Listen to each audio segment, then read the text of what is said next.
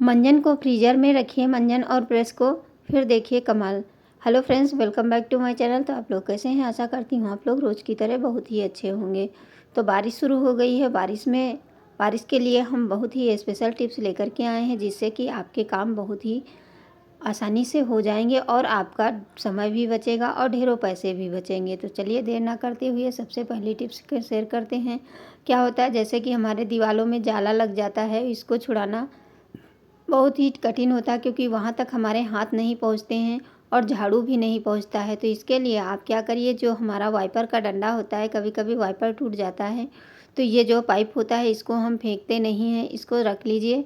और इसके बाद में चाहे तो पीछे से जो झाड़ू है उसको थोड़ा सा काट दीजिए, और नहीं तो इसको ऐसे ही किसी कपड़े से ले लीजिए, कोई कपड़ा ले लीजिए, और इसके बाद में इसको अच्छे से हमें बांध देना है। देखिए इस तरह से घुमाते हुए इसको अच्छे से मजबूती से बांध देना है। और बांधने के बाद में आप देखेंगे, इसको बांधना अच्छे से है, क्योंकि एक दो कपड़े ले लीजिए, अगर बड़ी पट्टी है तो आप बड़ी पट्टी से भी बांध सकते हैं। तो देखिए पूरा हमने इसको कवर कर दिया है अच्छे से।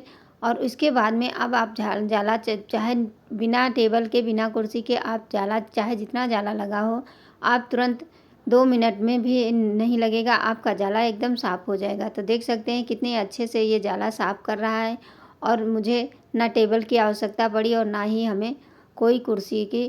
तो इस तरह से आप छोटी छोटी टिप्स अपना करके अपने काम को आसान कर सकते हैं और अपने समय की बचत कर सकते हैं। तो देख सके कितना जाला लगा था, सारा का सारा इससे झाड़ू से, क्योंकि झाड़ू जो फूल वाला होता है, इससे जाला छुड़ाने में हमें बहुत ही आसानी होती है। नहीं तो अगर फूल वाला नहीं है तो आप जो सीक वाला झाड़ू होता है उससे भी आप इसी तरह बांध करके जाला छुड़ा सकते हैं।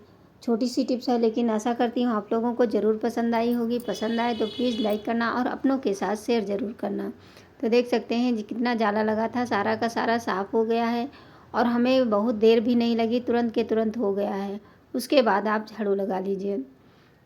बढ़ते हैं नेक्स्ट टिप्स के तरफ। जैसे कि हमारे पास, हम लेडीज़ों के पास इतनी सारी हमारी जो लिपस्टिक होती हैं हो जाती हैं, और डब्बे में इस तरह से रखते हैं, और जब भी लगाना होता है तो क्या होता है, जो लगानी होती है वो हमारी जो लिपस्टिक है वो नीचे चली जाती है। तो उसको ढूंढने के लिए हमें इस तरह से पूरी लिपस्टिक को खोलना पड़ता है। तो इसके लिए हम बहुत ही यूज़फुल टिप्स लेकर के आए, जिससे कि आप बहुत ही जल्दी से काम हो जाएगा।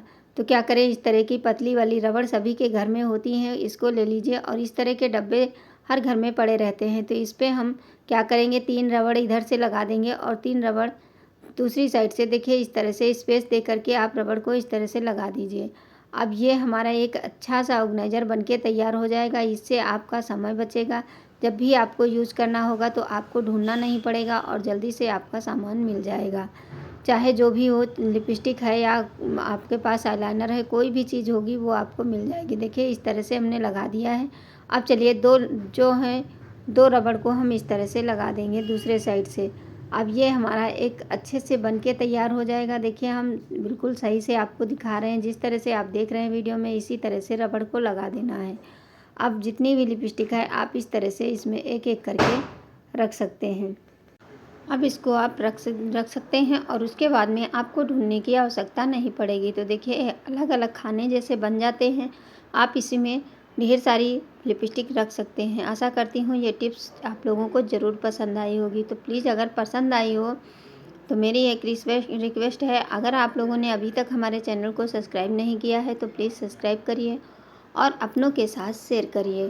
तो ये छोटी सी टिप्स है, लेकिन ये बहुत ही कमाल की है। जब भी आपको लगाना हो इस तरह से निकालिए और अपने इसको यूज कर सकते हैं। अब आपको कोई भी ढूंढने की आवश्यकता नहीं पड़ेगी, जो भी मन करे वो इस तरह से निकाल करके लगा सकते हैं।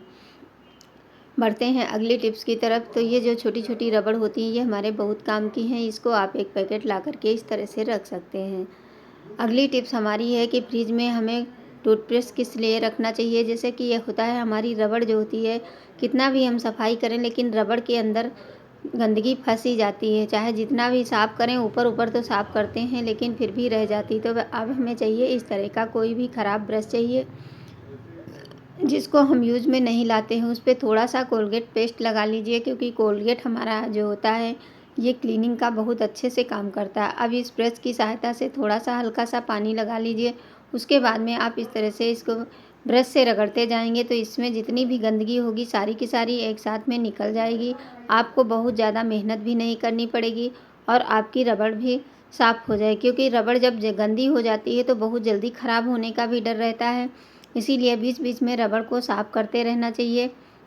और साफ़ करने के बाद में आप इसको किसी कपड़े से इसको साफ़ कर सकते हैं। देखिए सारी गंदगी इसकी निकल गई है, कितना गंदा हो गया है। अब चलिए इसको हम कोई भी ख़राब कपड़ा ले लीजिए, उसको इस तरह से पोंछ दीजिए। अब ये ऊपर से तो साफ़ हो गया, लेकिन जो अंदर में हमने ब्रश से कोलगेट लगाया है वो कहीं ना कहीं रह जाता है।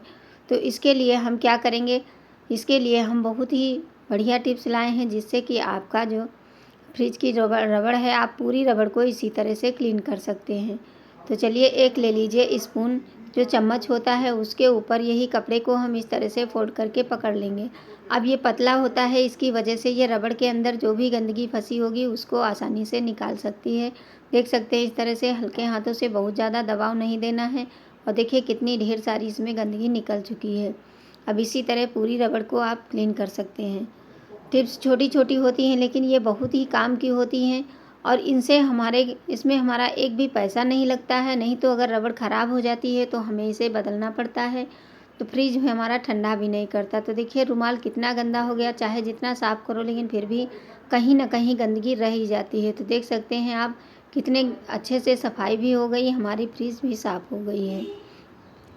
बढ़ते हैं नेक्स्ट टिप्स के साथ में। तो कल हमने आप लोगों के साथ में शेयर किया था कि ये कुलैया की सब्ज़ी कैसे बनती है। तो चलिए आज हम सिंपल तरीके से, बिल्कुल आसान तरीके से बताएंगे। सबसे पहले तो इसको हम निकाल लिए हैं और निकालने के बाद में इसमें हम थोड़ा सा नमक डाल देंगे। नमक डाल करके इसमें थोड़ा सा पानी डाल देंगे।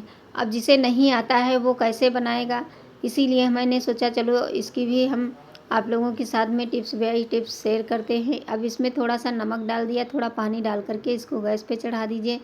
इसको बॉईल करना है, बहुत ज़्यादा नहीं पकाना है। अगर आप गीली सब्ज़ी बना रहे हैं तब तो कोई ज़रूरत नहीं, लेकिन अगर सूखी बना रहे हैं तो इसको बॉईल ज़रूर कर लीजिए। तो देखिए ये बॉईल हो चुकी है और इसमें चावल लगता है, तो चावल को पहले ही 1 घंटे पहले भिगो दीजिए, फिर उसका पेस्ट बना लीजिए। और मसाले में हमारे वही नॉर्मल मसाले पड़ते हैं, कोई नहीं तो मैं तो मसाला पीस करके रखती हूँ। वही मसाला है धनिया, मिर्चा, गरम मसाला और जीरा।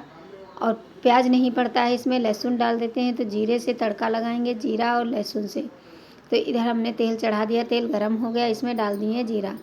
अब ये बिल्कुल कटहल की तरह बनता है। इसमें 6-7 कली लहसुन की काट करके उसके बाद में आप डाल दीजिए, पक जाए उसके बाद मसाले को डाल दीजिए। तो मसाला हमारा बना रखा था ऑलरेडी।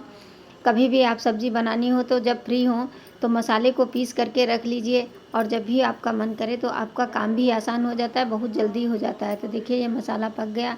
अब इसी के अंदर ये हमें डाल देना है। डालने के बाद में इसको बनाने में है कोई बात नहीं, लेकिन जिसको नहीं पता है वो नहीं बनाता। अब ये चावल का जो घोल हमने बनाया है ये इसी के ऊपर डाल करके, पानी डाल करके थोड़ा सा गीला करके उसके बाद में आप इस तरह से उलट पलट दीजिए और स्वादानुसार नमक डाल करके इसको 5 मिनट के लिए ढक करके पका लीजिए। और ये सब्ज़ी बहुत ही स्वादिष्ट बनती है। एक बार इसको ज़रूर आप लोग बनाइए, और ये सेहत के लिए भी हेल्दी होती है, क्योंकि कुलैया हमारी जो होती है उसका तेल भी आप लोगों ने सुना होगा, तेल भी बहुत ही यूज़फुल होता है। तो इसलिए इस तरह से आप सब्ज़ी बना कर के खा सकते हैं। तो देखिए इस तरह से नमक डाल करके आप इसको, हमें कुछ नहीं करना है। टिप्स छोटी सी है लेकिन बहुत ही कमाल की है। आज की टिप्स में आप लोगों को कौन सी टिप्स सबसे ज़्यादा अच्छी लगी, मैं इसी तरह की टिप्स लेकर के आती रहती हूँ। तब तक के लिए थैंक्स फॉर वॉचिंग। कल फिर हम आएंगे। Bye bye.